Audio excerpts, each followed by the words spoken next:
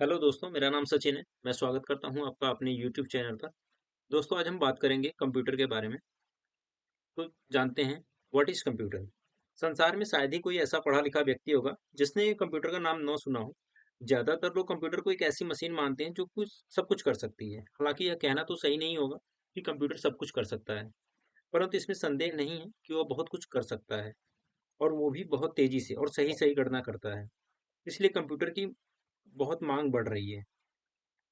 सबसे पहले तो ये समझना जरूरी है, कंप्यूटर एक इलेक्ट्रॉनिक मशीन होता है।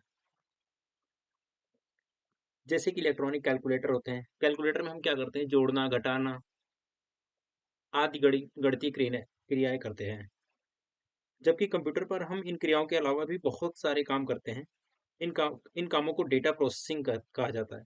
डेटा प्रोसेसिंग को समझने के लिए सबसे पहले हम जानते हैं डेटा क्या होता है। किसी वस्तु के बारे में किसी तथ्य या जानकारी को डेटा कहा जाता है। जैसे कि आपका मोबाइल फोन है। आपके मोबाइल फ़ोन के कुछ फीचर्स होंगे, उसका कलर होगा, उसका वेट होगा, उसका प्राइस होगा। ये सारी चीज़ें डेटा हैं उस पर्टिकुलर मोबाइल फ़ोन के बारे में। जैसे कि हम एग्ज़ाम्पल के तौर पे देख समझ सकते हैं कि मान लीजिए कोई स्टूडेंट है। स्टूडेंट के पास क्या-क्या होता है? उसका नाम होगा स्टूडेंट का कुछ, स्टूडेंट का रोल नंबर होगा, उसका डेट ऑफ बर्थ होगा, उसके फादर का नाम होगा, मदर का नाम होगा, और वो कौन-सी क्लास में पढ़ रहा है, उसका घर का एड्रेस क्या होता है। ये सारी बातें जो भी हैं, ये सारी चीज़ें डेटा है उस पर्टिकुलर स्टूडेंट के बारे में। डेटा 2 प्रकार से होते हैं, जैसे कि न्यूमेरिक डेटा होते हैं। न्यूमेरिक डेटा जो होते हैं नंबर में होते हैं 0 टू 9, और एक होता है अल्फा न्यूमेरिक। इसमें क्या होता है? नंबर और नेम दोनों आते हैं। जैसे कि घर का आपके एड्रेस, आपके घर का एड्रेस कुछ होगा। जैसे कि मान लीजिए मैं एग्जांपल के थ्रू बता दे रहा हूँ। देखिए, आपका जो मान लीजिए आपका पहले तो कोई खंड होगा, ठीक है? मान लीजिए 3 है, ठीक है? और आपका हाउस नंबर मान लीजिए 130 फॉर द एग्जांपल कुछ भी, ठीक है? और आपके मोहल्ले का नाम होगा, ब्लॉक का नाम होगा कोई भी, ठीक है?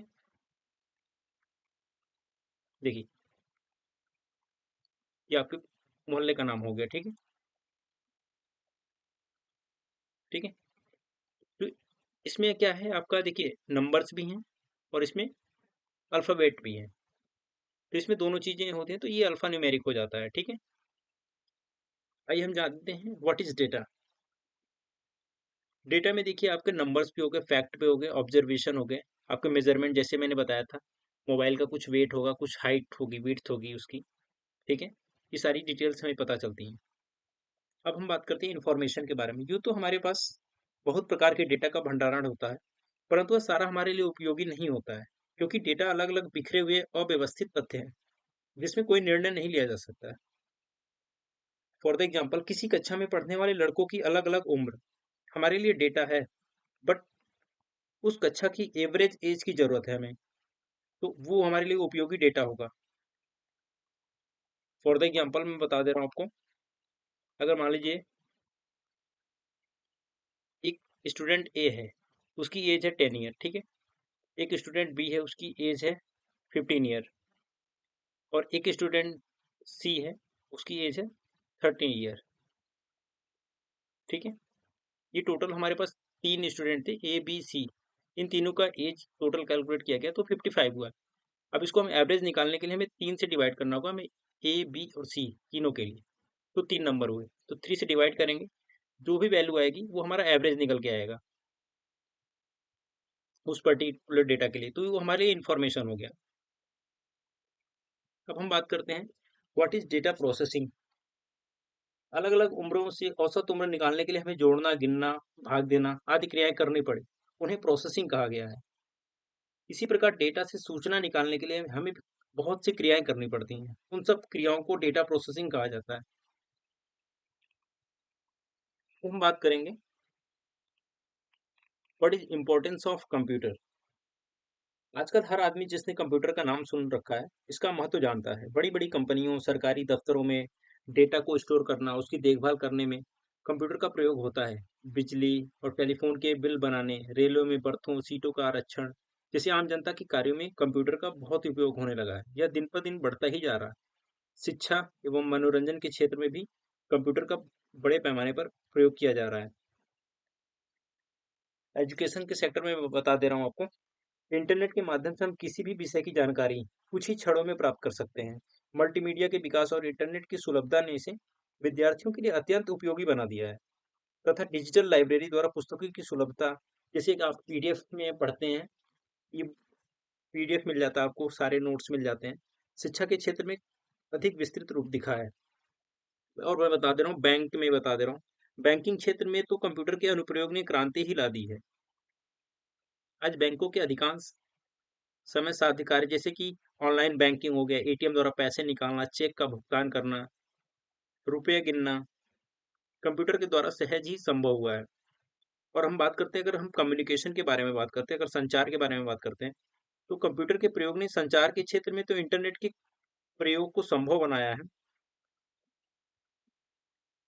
और मेडिसिन की बात करते हैं अगर हम मेडिकल फील्ड में, तो चिकित्सा के क्षेत्र में कंप्यूटर का अनुप्रयोग विभिन्न शारीरिक रोगों का पता लगाने के लिए कंप्यूटर का प्रयोग किया जाता है।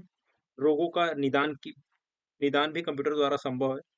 आधुनिक युग में एक्सरे हो गया, सीटी स्कैन हो गया, अल्ट्रासाउंड हो गया, ये सभी जांचें कंप्यूटर का प्रयोग करके हो रहा है। और हम बात करते हैं अगर एयरलाइन और रेलवे रिजर्वेशन के बारे में, एक स्थान से दूसरे स्थान पर वायुयान तथा रेल द्वारा जाने के लिए आरक्षण कंप्यूटर द्वारा ही किए जाते हैं, मतलब रिजर्वेशन किया जाता है कंप्यूटर के द्वारा ही। अब मनोरंजन की बात करते हैं, तो मनोरंजन में हमारा सिनेमा घर हो गया, टेलीविजन हो गया, ये सारी वीडियो गेम हो गए, ये सारी चीजें आती हैं हमारे कंप्यूटर के इंपॉर्टेंस में। अब हम बात करते हैं computer versus human being. Computer के बहुत सी कामों को देखकर आप सोचते होंगे इनमें बुद्धि होती होगी, परंतु वास्तव में कंप्यूटर में एक छोटे कीड़े के बराबर भी बुद्धि नहीं होती। वह केवल दिए गए आदेशों का पालन करता है, इतने से ही वह बहुत से काम कर लेता है। हमें उससे छोटे से छोटे काम कराने के लिए पूरे आदेश देने पड़ेंगे, बिना आदेश दिए वो कुछ नहीं कर सकता। मतलब कंप्यूटर को हम स्टेप बाय स्टेप सारी चीजें प्रोसेस करेंगे तभी वो हमें रिजल्ट देगा। और अगर हम सही सही वैल्यू पुट करेंगे कंप्यूटर को, जैसे हम फॉर द एग्जांपल अगर हम 10+10 कर रहे हैं, ठीक है, अगर हम 10+10 करेंगे और ये सही सही उसमें लिखेंगे हम, तो हमें वो वैल्यू एग्जैक्ट 20 दे देगा। बट अगर हम यहीं पे, अगर हम 10 प्लस माइनस मल्टीप्लीकेशन कुछ भी ऐसे कर देते हैं, तो हमें वैल्यू उस तरीके की नहीं मिलेगी जो भी हम रिजल्ट चाहते हैं, तो वो रॉन्ग आंसर देगा। अगर आपको ऐड करना है, आप वहाँ पे माइनस कर रहे हैं, तो आपको वैल्यू गलत मिलेगा। अब हम बात करते हैं कैलकुलेटर वर्सेस कंप्यूटर। कुछ लोग तो कंप्यूटर को एक अच्छी क्वालिटी का कैलकुलेटर ही समझते हैं। यह सोचना सही नहीं है। कैलकुलेटर में हम जोड़ना, घटाना, गुणा, भाग आदि गणितीय क्रियाएं कर सकते हैं, परंतु कंप्यूटर में हम किसी भी डेटा को सेव नहीं कर सकते हैं, जबकि कंप्यूटर में हम डेटा को सेव कर सकते हैं। इस भंडारण की क्षमता होती है कंप्यूटर में।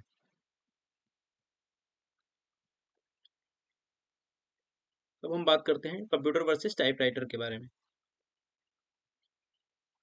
बहुत से लोग को कंप्यूटर को टाइपराइटर का बड़ा भाई या छोटी मोटी प्रिंटिंग मशीन ही मानते हैं।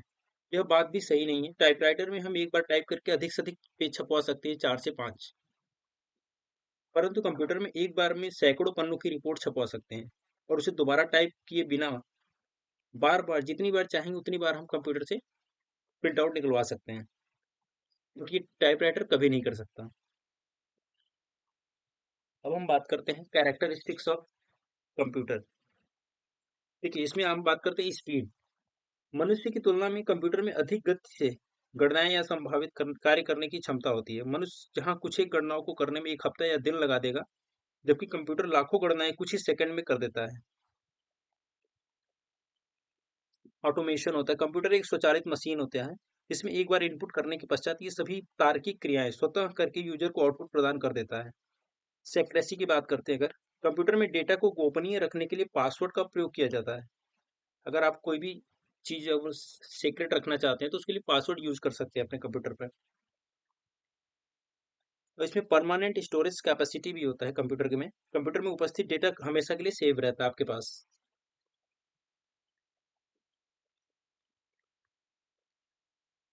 एक्यूरेसी के थ्रू आपका जो कंप्यूटर होता है, कंप्यूटर द्वारा किया गया कार्य त्रुटि रहित होता है, मतलब एक्यूरेट वैल्यू निकाल कर देता है कंप्यूटर आपका। अब हम देखते हैं कंप्यूटर कार्य कैसे करता है। How does computer work.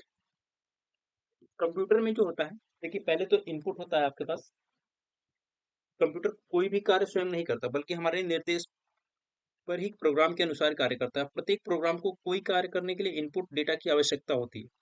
हम इनपुट साधनों की, जैसे कि हो गया इनपुट साधन जो होते हैं हमारे, वो कीबोर्ड हो गया आपका, माउस हो गया, स्कैनर हो गया, इनके थ्रू हम आपको इनपुट देते हैं अपने कंप्यूटर को।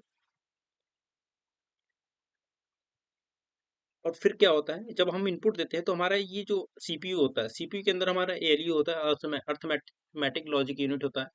सीपीयू जो होता है ब्रेन ऑफ कंप्यूटर होता है, सेंट्रल प्रोसेसिंग यूनिट, जो कि प्रोसेसर भी कहा जाता है उसको। ठीक है, तो इसमें क्या होता है कि प्रोसेस किया जाता है पूरा आपका डेटा। जैसे कि आपने यहाँ पे 10+10 किया इक्वल टू 20 हमारा आंसर आना चाहिए, बट यहाँ पे क्या होता है, यहाँ पे 10 अलग प्लस 10 इसमें प्रोसेस किया जाता है, और जो भी आउटपुट होता है ये हमारे मॉनिटर पे शो कर जाएगा। और हम मॉनिटर पे शो करने के बाद चाहेंगे तो प्रिंटर से प्रिंट आउट भी ले सकते हैं। और हम चाहते हैं अगर वो कैलकुलेशन जो है हमारा सेव हो जाए, तो उसके लिए हमारे पास मास स्टोरेज डिवाइस होता है, इसमें हमारा कंप्यूटर जो है उसको स्टोर करके रख लेगा। अब हम बात करते हैं लिमिटेशन ऑफ कंप्यूटर। देखिए, जैसे मनुष्य की बहुत सी चीजें मनुष्य कर सकता है, लेकिन कुछ चीजें नहीं कर सकता, तो वैसे ही कंप्यूटर की भी कुछ लिमिटेशन होती हैं। जैसे कि बिना, उसके पास नो माइंड है, समझ लीजिए, बुद्धिहीन होता है। कंप्यूटर एक मशीन है जिसमें वह स्वयं सोचने समझने की कोई क्षमता नहीं होती। कंप्यूटर केवल निर्देशों के आधार पर ही कार्य करता है। और सेकंड है डिपेंड्स ऑन इलेक्ट्रिसिटी। कंप्यूटर एक यांत्रिक मशीन है, जिस कारण कंप्यूटर को क्रियाशील करने के लिए विद्युत एवं अनिवार्य आवश्यकता होती है। विद्युत के अभाव में कंप्यूटर एक डिब्बे के समान है। और देखिए इसमें, देखिए सेंसिटिव टू वायरस। कोई भी वायरस कंप्यूटर को कार्य क्षमता को प्रभावित कर उसमें संग्रहित सूचना या निर्देशों को नष्ट कर सकता है। तो कंप्यूटर को वायरस रोधी सॉफ्टवेयर, एंटीवायरस आते हैं। एक होता है एमएसआई हो गया है, बहुत सारे वायरस आते हैं, एंटीवायरस आते हैं, तो उसको आप यूज कर सकते हैं। और फोर्थ नंबर का जो है एक्सपेंसिव मीडियम होता है। इसके जो होते हैं सॉफ्टवेयर और हार्डवेयर जो होते हैं काफी थोड़े महंगे होते हैं। Thank you for watching, have a nice day.